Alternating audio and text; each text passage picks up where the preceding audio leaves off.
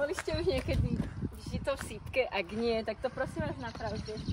Pretože je to krásne, novovzniknuté ekocentrum, ktoré tento rok bolo skolaudované a vy máte úžasnú príležitosť ho vidieť v jeho plnej nádhere. Vidíte to, tieto krásne záhony rozkvitnuté. Tuto máme Mokrať po mojej ľavej ruke. Po pravej strane máme dažďový záhon a jazierko, ktoré zachytáva vodu zo strechy a tvorí krásny biotop pre hmyz, drobné živočíchy a všetko, čo žije v tomto okolí. A prečo do žita v sípke?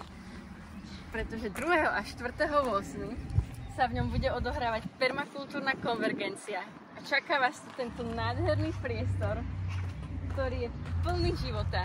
Okrem toho priestoru vás tu bude čakať nádherný program. Bude sa tu diať toho veľa, budeme hrať pri ohni, budeme si užívať, budeme sa zabávať.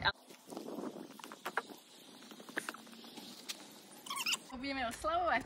Budeme oslavovať nových držiteľov diplomu aplikovaného permakultúrneho dizajnu, ktorí nám v žite odprezentujú svoje úžasné projekty, na ktorých pracovali už viac myslím ako rok. Mená vám zatiaľ neprezradím, prídite.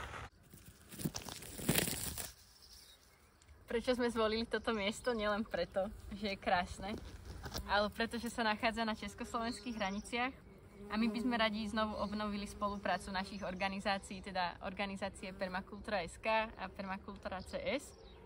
A ďalším dôvodom je i to, že medzi držiteľmi diplomu sú i Češi aj Slováci. Tak preto vás sem voláme do tohto krásneho priestoru. Takže ešte rýchla rekapitulácia. Kedy? 2. a 4.8. Kde? Žito v sípke Moravské Lieskove. Čo? Permakultúrna konvergencia 2024. Prosím vás, prídite, bude to fakt mega.